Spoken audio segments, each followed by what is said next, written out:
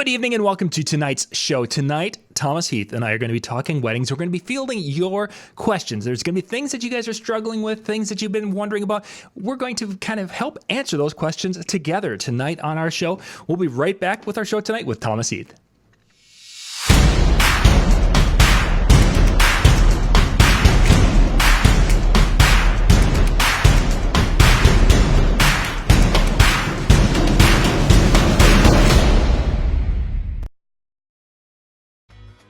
DJ Event Planner will change the way you manage and run your business. Streamline all of your procedures and software into one easy-to-manage system.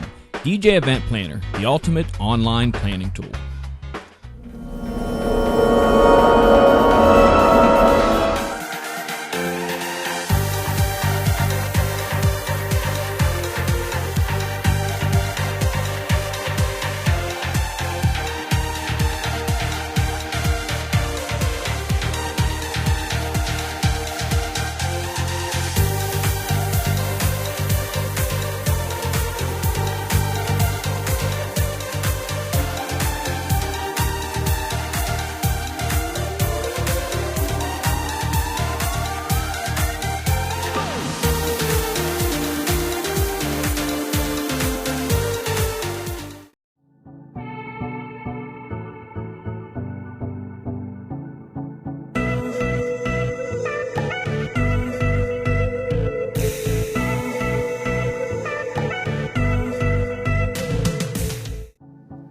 All right, we are back. Thank you guys for joining us tonight. We've got people, Thomas, tonight on Facebook. We've got people on YouTube, and they're all excited to talk weddings. Oh, my goodness. How could they not be? I would think so. I mean, this is the time of the year where you have the season's over, and yet now we're starting to build that anticipation for 2019. For sure. So if you guys have got some questions, some things you've been struggling with and such, just put those into the chat, whether you're on Facebook or YouTube. If you have any thoughts, I mean, even if there's just something you like, hey, what are you want just to have us, maybe we may not answer the question, but just to get our thoughts and opinions on it, put those into the chat tonight. And we'll be discussing and just kind of wrapping weddings here for about 30 to 40 minutes tonight.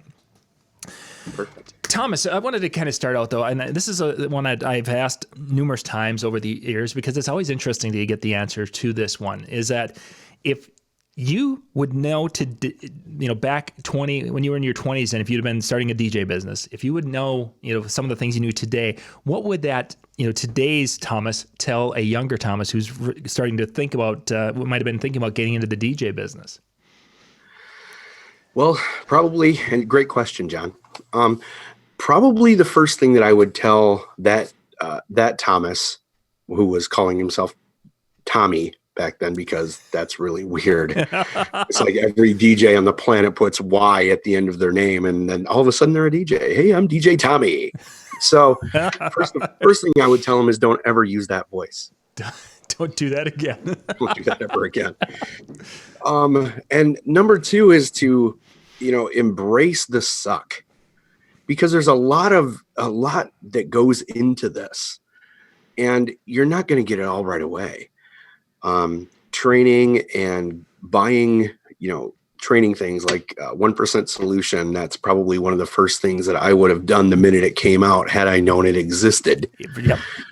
And then following, back when I started over 10 years ago, there wasn't things like Facebook. There weren't groups, there was, different, chat boards and stuff like that. But, finding a mentor in the area, I mean, all of these things it all boils down to learn how to do this stuff from somebody that's gone through it before you. For sure, that idea of that mentorship and such, as I think back to our early time, is that it was really there was a huge confrontation between, every DJ hated each other in the market. So it was a different time when it came to that. But yet, if a person could have reached outside of your market, an hour or two away, there were people that were more than willing to, would have easily, loved to help, give advice, talk, have coffee, whatever. And yet Exactly. we never thought about it. Right. Because it's, the community of DJs is also, holding every, back, especially back then, is just holding everything in. It's like, I have all the secrets. You get That's nothing. Right. That's right. And then when the bride calls, it's like, well, they don't have all of my secrets right here, so you must hire me. Oh, you play the cha-cha slide too. Oh, What? You mean come on, we got to go back. You do the YMCA also? yeah. Yeah. Oh, you do a different thing with the chicken dance than you believe everybody else does? Yeah. Wow. Wow, you've got a rubber chicken that you use? That's incredible. No one's ever thought of that. Not one time. Not one time.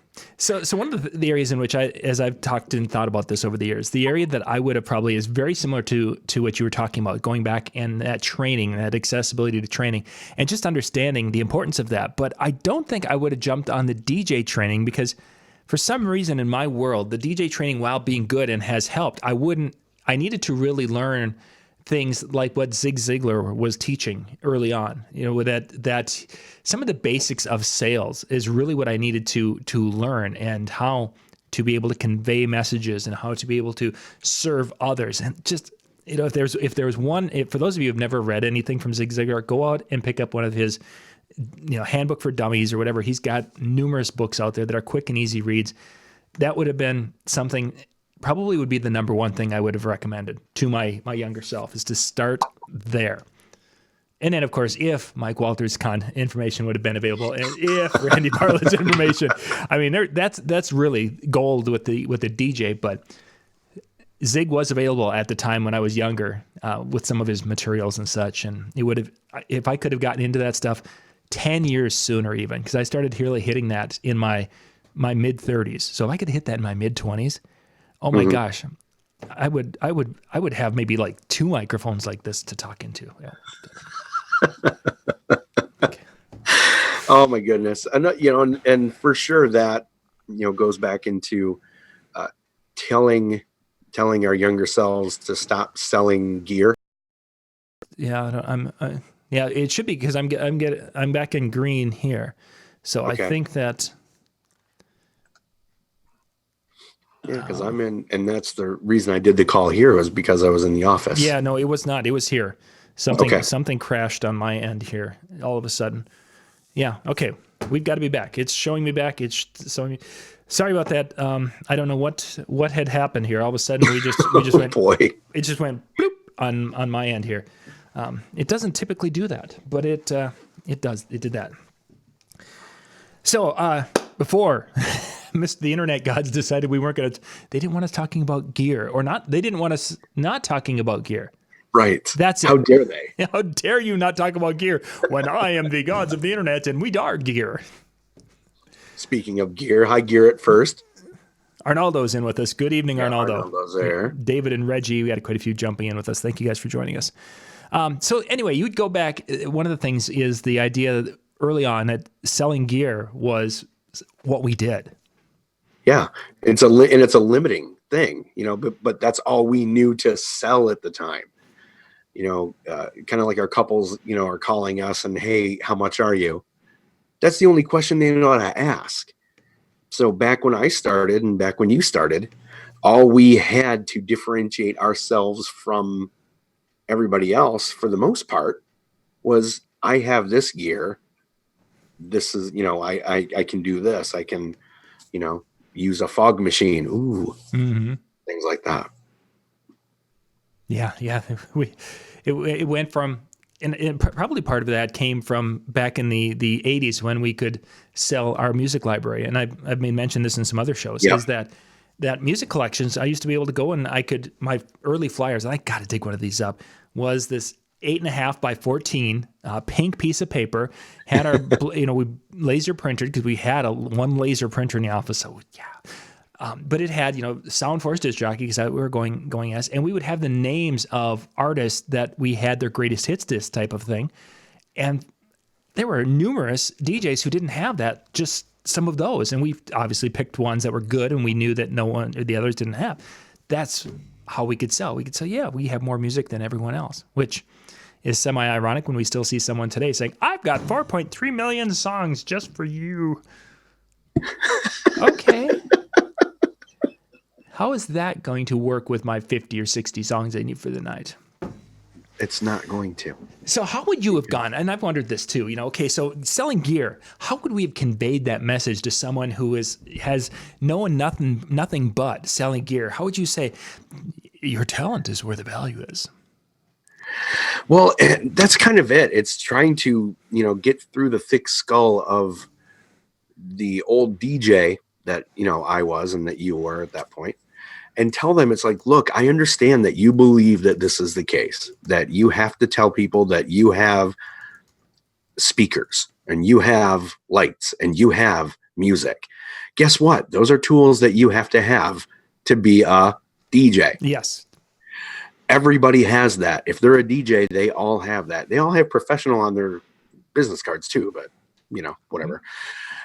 But the only way to differentiate yourself is to show that you have something else to offer. And whether that is pre-planning before the event, whether that is, being well-spoken on the microphone, having speaking training, being trained in some way, that's the best way to differentiate yourself. And that's really it. And gear can't do it. Not even today. Mm-hmm.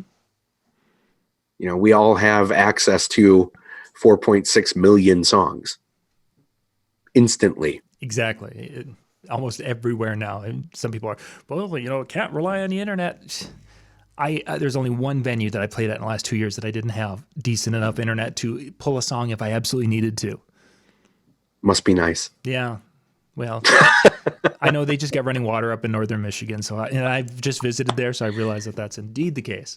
It is indeed the case sometimes. But it is a beautiful area, as long as you don't have the, antelope or whatever they were. It wasn't deer, it was something bigger than that, where they were on elk. Elk. There it is, elk, that are on the freeway and they are on the road there, and they don't glow. Care. Yeah, they just stand there like a big old cow in the middle of the road, and they aren't much smaller than that cow.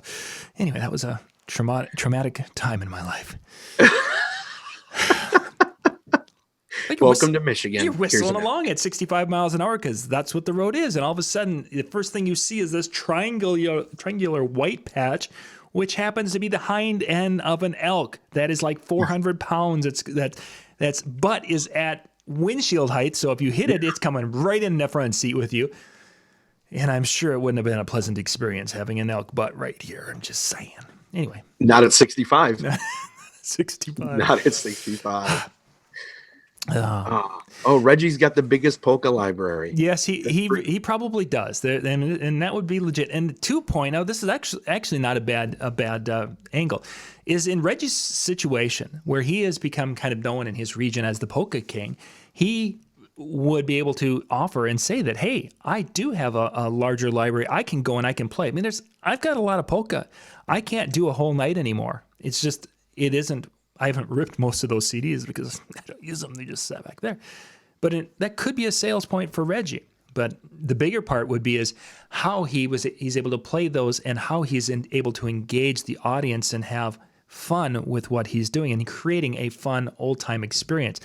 That's the part that would be the sales that would help give him more value to the end user when they're like, "Ooh, yeah, it was kind of a fun memory, trip down memory lane with the Polka King Reggie."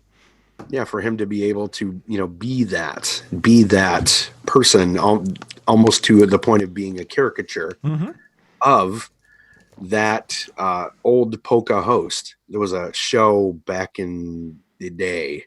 I can't remember what it was, but it was a guy who would literally just play polka music on TV. It was on a UHF channel, VHF, something.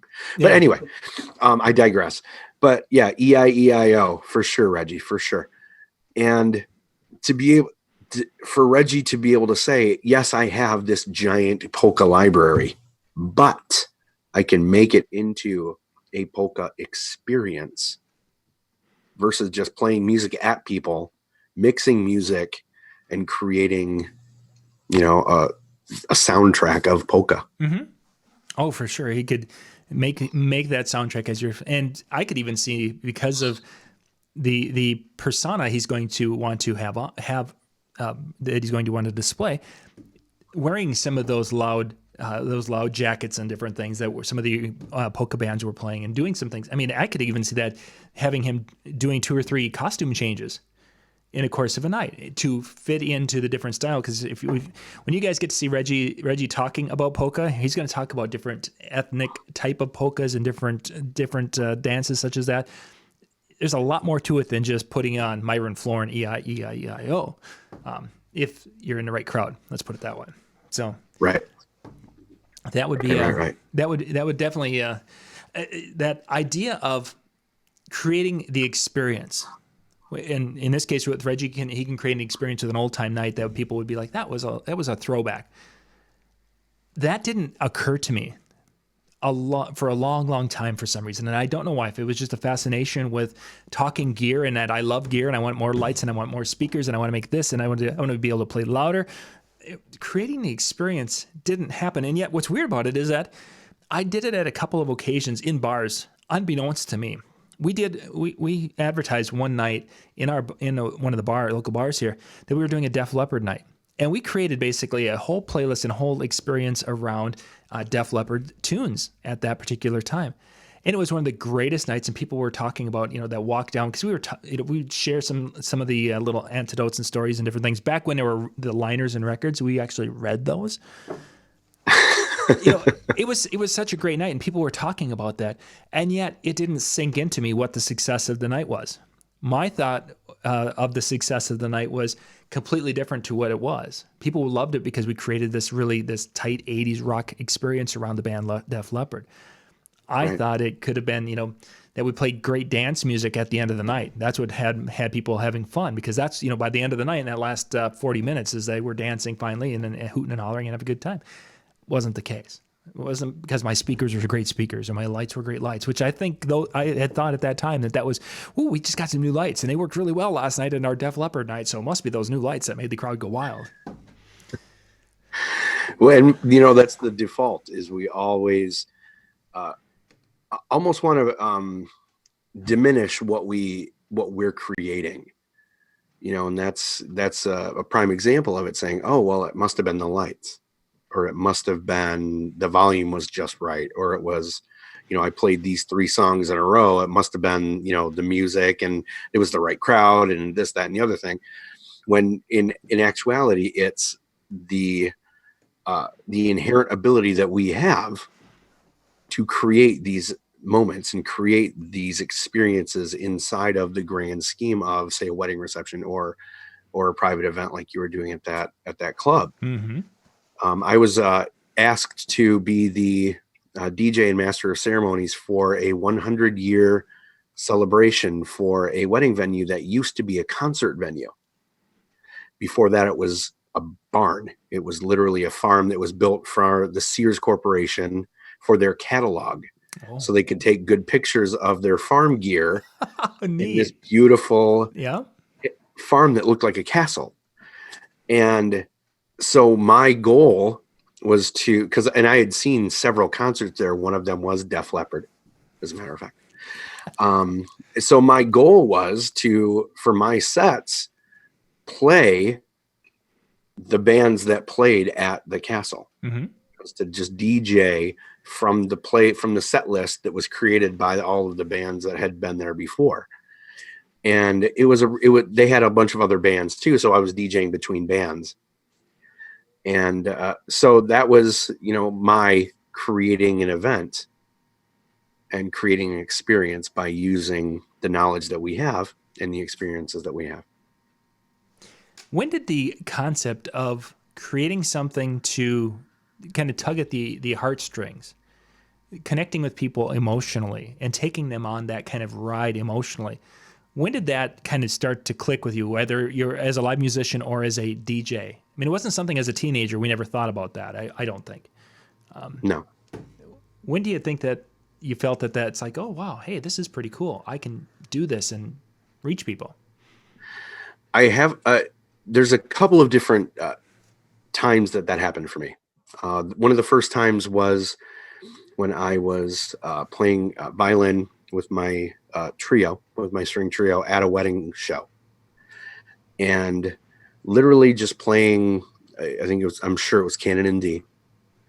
and watching the three moms holding their daughter's hands and bawling their eyes out at a wedding show, just by me playing a song. It's one of those. That was one of those light comes on moments where you're like, okay, so there is the emotional attachment, of course, with songs, knowing full well that is the case anyway. But it was just that epiphany. Another one was my realization that I needed to really focus on creating emotional responses and emotional events was when my first wife passed away. And knowing that all of these things, it's a one-shot deal. Yeah. You don't get to do this over again. All of these moments can be a very important part of somebody's life if you help to create it and help to make it that way. And then, last was the most recent was doing a love story workshop with Mark and Rebecca. That sitting in a room with 10 people and, just such an emotionally charged, center. Just realizing how important what we do can actually be. Oh, certainly. You mentioned the power of and the emotional the ability to create that emotional moment, because this is a once in a lifetime thing, and you get one chance at it. 2 point.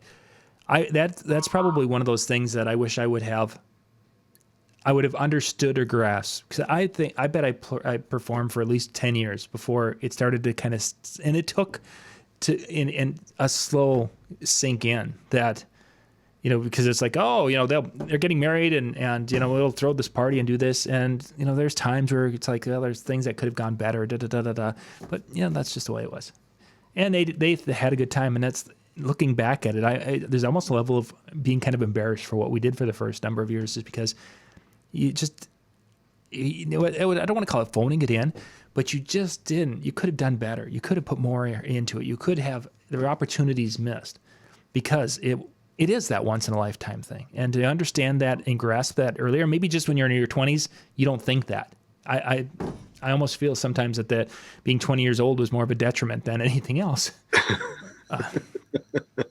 Because it just was one of those things that I can definitely know that I've done a much better job in my late 30s and 40s than I did in my 20s. And it wasn't just because of experience. It was more of a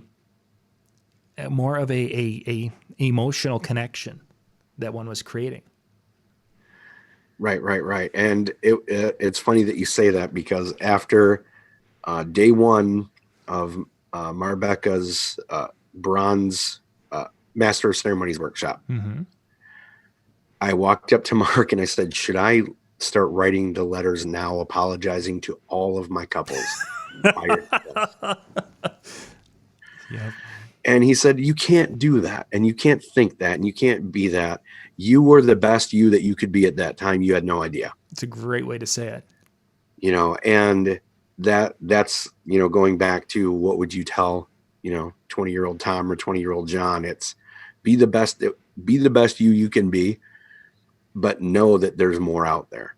And, just knowing that it's a very important day, and it's not just a part-time job, because it's not just a part-time wedding. Yeah, good point.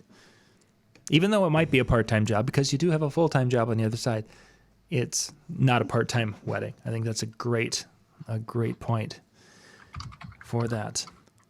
Yeah, Johnny Dutcher online. Yeah, we got quite a few watching tonight. Thank you guys for joining us tonight here. Just keeping an eye on the chat room and such. So let's kind of talk a little bit about what 2019. What are some of the things that you're kind of looking forward to in 2019? Because we are getting into that where the calls and things in the context really kick into. What's something on the horizon that's really kind of got you excited? One of the things that I'm working on currently is creating a program for being better at wedding expos, and as far as vendors are concerned, not just DJs, but vendors of all shapes and sizes. And I kind of got this idea when I was at Wedding MBA this year, that we all struggle from the same basic stuff. That's how do I connect with, how do I communicate with, and how do I sell to? And those three things can all be, if we can put all three of those things together and help in some way, that's one of the projects that I'm working on right now. So you're going to aim that then for your local community? Are you creating this for a wider audience nationally, or what are your thoughts? Most likely a wider. It's kind of I'll start local and then grow out. Okay.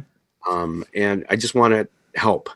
That's kind of my whole thing with being on DJNTV and doing what I'm doing outside of the DJ community, is just trying to help and raise the bar for what we do. And too often I go to a wedding show and I just see people sitting behind their tables and handing people pamphlets and hoping for the best. Mm-hmm. It doesn't work. It doesn't work that way. No, certainly not. Another thing is I'm actually producing a wedding show here in my neck of the woods. And that's kind of showing me that there's a lot of training that needs to be done as far as how a wedding show can be run, and how you can run your booth better and more effectively. 2019 is also a big year for our business. We are moving into a decor rental company as well. My wife is starting that. Nice. And just training up our multi-op that we've got going on here. We've got a small multi-op, and getting everybody ready for our weddings, doing a lot more training on the front end and a lot more planning before our weddings happen with our couples, to be, like I said, more emotionally involved, because we get to know the couples better than we ever have before. Mm-hmm. So has that changed your sales approach here in the last 2 to 3 years, as you've been trying to focus more on getting to know the couples and becoming more emotionally involved with the day? Absolutely. Absolutely. It's more of a conversation at that point. It's not, again, just selling this many hours. I'll do this, I'll do this, I'll do this, and it's this much money. Mm-hmm. It's a lot more of a back and forth. It's, what do you want your wedding to look and feel like? What do you want people to feel? How do you want people to feel when they're there? What's the barometer for success for your wedding? Do you want a raving dance party? Do you want a cocktail hour with scotch and cigars? Do you want something in the middle of that? Do you want everybody out on the dance floor? Is a full dance floor important to you? If it's not, what else can we create? What else can we make so that your wedding is your wedding? I strive with our couples in the pre-booking process to make sure that they know that we don't do cookie cutter weddings. Mm-hmm. Because each wedding is unique. It's always a unique set of people in the room celebrating a one-time thing. We want to create something that they walk away saying, that was so cool. That was just like Jen and Jack to play that song during cocktail hour, because we listened to that when we went to Disney World on that road trip back in 2005. Those kinds of things. We want to bring all of those things back in. And the only way we can do that is by getting to know them on a personal level, and not just as wedding number 325. So obviously, because it's getting to know them on a personal level, are you connecting with them more than just face-to-face when you're doing your pre-booking and then planning? What other methodologies are you using to connect with today's brides? We use Zoom a lot because I'm up in a destination market. Mm-hmm. I live in a town with 5,600 people. So, not in my neighborhood, like the whole city is 5,600 people. Yeah. So I don't get to meet up with people, in person, face to face very often. I do when they come up to visit venues and stuff like that. But I friend people on Facebook. All of my couples are my friends on Facebook. That makes me not say a lot of things I want to say, but that's probably good for my psyche. I want to be positive whenever I can. And that way I'm also getting to know what they like and their families and their interactions with, their goofy cousin or their best friend from high school, because I'm actually seeing those interactions as they're actually happening. I don't have to ask, does, your best friend like, Luke Bryan, when they posted pictures at the Luke Bryan concert or something along, what kind of vehicle they, like, or if they go two-tracking in their Jeeps. I get to know all of those things because we're friends on Facebook. So the Facebook has become an area. Zoom for video conferencing and things. Messenger or text message. Which one have you been noticing recently has been more popular? Still Facebook. Everything's still there. Facebook for us. Yeah, and that's what I've been seeing also is that I think every couple that I am working with, not that they've become friends on Facebook, but we've connected via Messenger. And they've said is that we don't use Facebook, but we use Messenger. So let's dig in. Bright Night Entertainment was asking about the whole concept of cookie cutter, and this is actually an area in which in the December issue of the Disc Jockey News, you can go to discjockeynews.com. I don't remember what the quick code is. You go there and then you can click the link to get to the edition. It isn't subscribe. I have one that's like paper, discjockeynews.com/paper or something like that. But anyway, go to the discjockeynews.com, click on edition. You can view the e-edition. Mitch had a great article talking about cookie cutter, and if you're, because it's going to be part of his seminar that he actually is giving part of it tonight after our show. He's got that video that's going to be going live here. But the idea with cookie cutter is that you have a system in place, and where Mitch draws the difference is that there are some companies that have a great system in place that's customer centric, meaning that they've designed it for the best experience of the customer, as opposed to what I did early in my multi-system career. We're going to talk cookie cutter now. This is why, as Thomas said earlier, I wanted to write apology letters to pretty much all of our early couples. We had a wedding scripted down. If you were in central Minnesota after a couple of years of doing weddings, we figured out this is what everybody's expecting in our minds. Again, it wasn't reality, but this was. So every wedding started, and it would be the same set of dinner music, because this is what everyone was getting into. They had, the introduction to the wedding party was basically the same way. We get to the toasts and everything is put in the exact same spots. The first dance, they could pick their, is like, what's your first dance? Insert that. What's your father, daughter, mother? Insert. And then coming out of that was going to be the same set of songs for the first 15 to 20 songs, because we had put together such a good set of music that worked. And your multi-system, the way we were at that time, it's like, here's the playlist, just run with it. And that's what, not only ourselves, but there were a couple of larger multis that did the exact same thing. We had things on CD and mini disc. They had a lot of their stuff on tapes in 3-song sets to do this at that time. So it was the same wedding, and probably the final part of it that made all the cookie cutters. There were very, very few times until I was probably a good 10 years into it, I barely knew the couple's names. Ugh. I don't even know if I was, I had it written down for their first dance, so it was Bobby and Susie's first dance, but I was one of those guys who'd be introducing. It's like, and now the bride and groom are going to be doing da-da-da. It was always talking about them that way. That's what I watched bands who are doing weddings. This is what they did. I watched other DJs doing weddings. That is what they did. I mean, it was just really kind of catering to the lowest common denominator.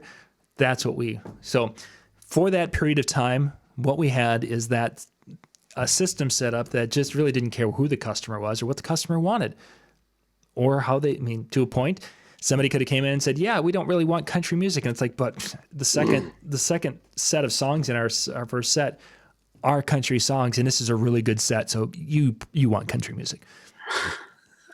I had that discussion 30-some years or 20-some years ago. It's like, Oh goodness. but that was the time. We didn't know any better.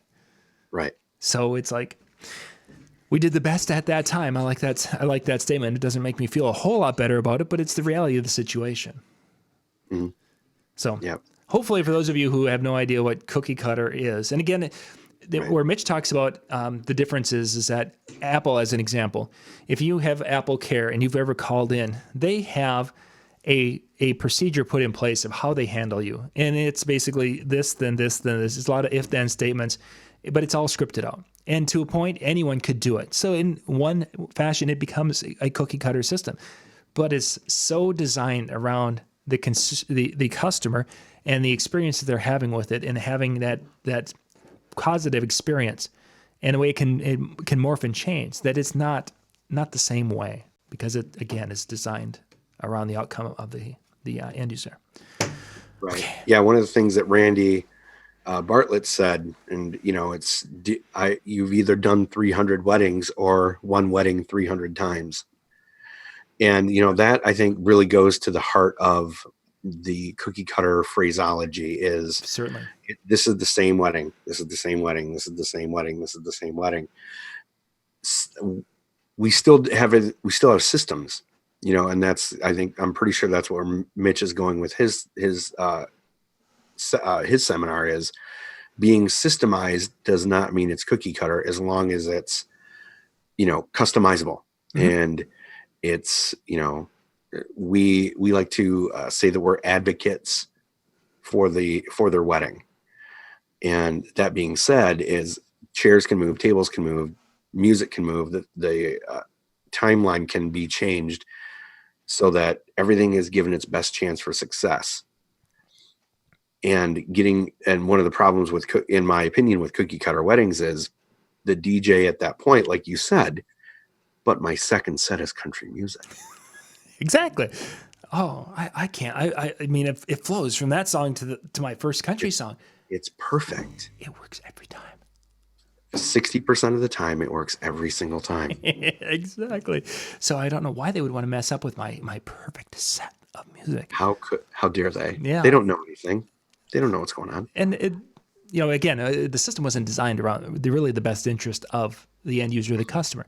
It was designed around really to make things easy in our world, for lack of a better way to describe it, which definitely isn't a good way. So that's kind of and Mitch is going to be going into more of that, and he'll be talking about really going into it in depth at Mobile Beat Las Vegas 2019, coming up here in March. And you guys can go out to mobilebeatlasvegas.com and check that out, because we'll be down there for this year's show. Looking forward to that. Let's see, what do we got for time? Oh, we got a few more minutes yet, and then we're gonna have to wrap things up so we can get things switched over. Okay. I just want to. I'm not just many questions tonight. No, you guys. Yep, they're kind of hanging with us, and yeah, they wanted to hear something said in a Michiganese voice. They want to hear something said in Michiganese. What does that mean? I don't even know. Is that Jim Collins again? No. I don't think that was Jim. I think that was somebody else here. Because if it was, I have some words for him. But I'll say that later. No, I think it was a different one of our regulars who was. So yeah, because one of the great things about living in Michigan is we don't have an accent. We have zero accent. Except when we're talking to people in the South and they're like, "Oh, I love your Northern accent." It's like, right. There's a word or two that I may hit and people will chuckle at, but most of the time, there's not too much that I'm going to say that people will be like, "Oh, I can." And yet, I can go to Texas and I know where pretty much everyone from Texas. It's like, yeah, I know you. You go to the East Coast and you have the same situation. You go to California and it's like, oh. Are these Minnesota people or are these? Cookie cutter works. Well, again, Bright Night, the cookie cutter is not the same as being systemized. Putting systems in place so that it, makes things easier. I script all of my weddings. I have a script for everything that I am going to say well, okay, 90% of what I'm going to say on the microphone, I have a script for it because I don't do one wedding a month. It's not, I guess I'm watching the chat too. So it's not really a put down as much as it's the term that I use for doing the same thing over and over and over and over and over again and not personalizing the weddings. Exactly. As getting back to, and now we're going to do the bride and groom's first dance. The song they picked was, what song was it? Okay. And the bride and groom's first dance. Yeah. I mean, that is a situation that we did. Let me write that apology letter for you. Yeah, precisely. Yes. And we'll have to. Does anybody know where the bride's father is? And we have to Xerox a few extra ones of those so that way we can send them to everybody. Everybody. Reggie, I am not a youper. That's Mitch. Mitch is up in that neck. Mitch is a youper. And he says a lot. And yeah. Yes, but that's that's Maine too. So I don't know. I was going to say, and especially when he's playing the role, he'll say, yeah. Yeah. He does throw that in there quite often. For sure. So, bridal shows, you'd mentioned that are you going to be doing a couple as you get into the January timeframe, or what's your schedule look like for that? Yep, I've got one. The one that I'm helping to produce is in February, and it's at a brand new venue. They've never had a wedding expo there. They just opened as a wedding venue this last August, if I'm not mistaken. So that's super fun for me. Then I've got a wedding show in the spring, and one of the things that I do at the wedding shows that I go to that separates me from the rabble, from all of the other DJs that are there, is I actually talk with the organizers of the wedding show and offer to do a 10 to 20 minute presentation to the couples that are attending. It's kind of a value added thing to where I can teach them something. One of the presentation I did last year was 20 questions to ask a DJ before you hire them. The one I did before that was how to hire your wedding dream team, because like I said, I'm in a destination wedding market. Sure. So there's a lot of ins and outs that are, how long should you wait to get a response from somebody if you call them? And then asking those questions out there and having people say, well, 2 weeks. Like, if you wait 2 weeks, find somebody else. 2 weeks, goodness, 2 hours. 2 hours, yeah. And I told him, I said, we shoot for 30 minutes. I'm just gasps, like, oh.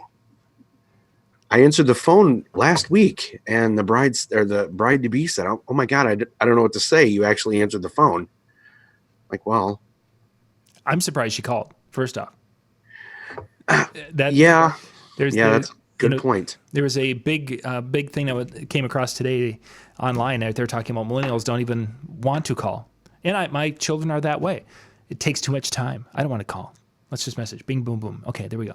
I don't have to do, hi, how's it going? Great. Oh, yeah, the weather is nice here and everything. Oh, yeah, I'm feeling good and everything's, oh, yeah, sure. Yep, you betcha. And then we finally get into the topic. You're welcome. I just threw that in there for you.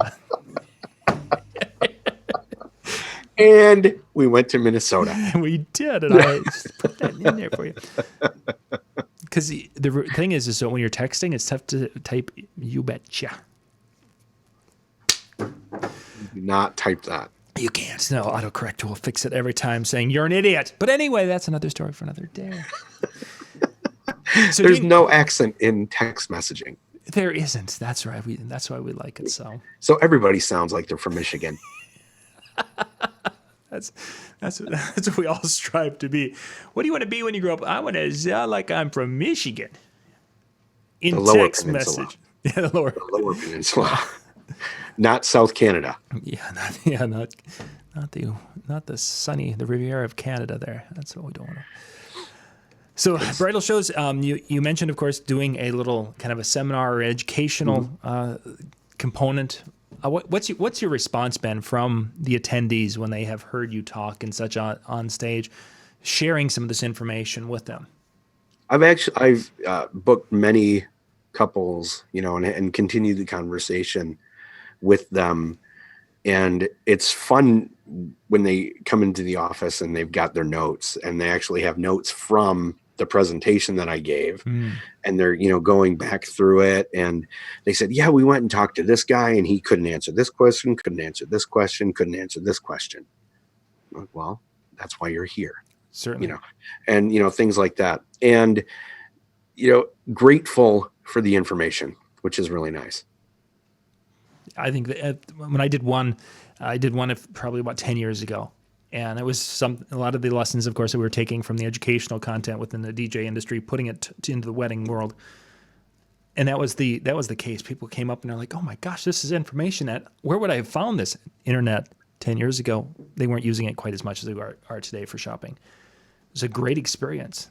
The problem I've got is that most of the wedding events around here, well, we have the fashion show, and the fashion show is what all the ladies like. They don't really want to have educational content. They want a fashion show. So if you had like some dresses or some suits or something you wanted to show, yeah, you could have some stage time. But if you want to just educate, you can maybe hand out a flyer at your booth. I do my presentation immediately before the fashion show. As the couples are filing in to take their seats for the fashion show, that's when I say, I'll talk for 10 minutes, and just kind of get everybody kind of warmed up. Randy wants me to say out. Out? What did he think I was going to say? Oot? Yeah, if we're in Canadian, out and about, putting it more of that out into it instead of out. Out. Yeah, that's what he's looking for. Randy's got an interesting sense of humor. He was a wonderful chat there at DJ Expo. We had a good time, but yeah. Good. Randy's an interesting young man. We'll get to continue on at DJ Expo 2019, by the way. If you guys are in that part of the world, DJNTV Tuesday night, we'll be taking over the pub once again, I believe, if Howie and Jimmy didn't get us thrown out, which they didn't. But we'll be doing that, DJ Expo once again. So you said that you've given a presentation at a wedding expo. What was your topic? I was talking about, at that time, how to make your weddings memorable.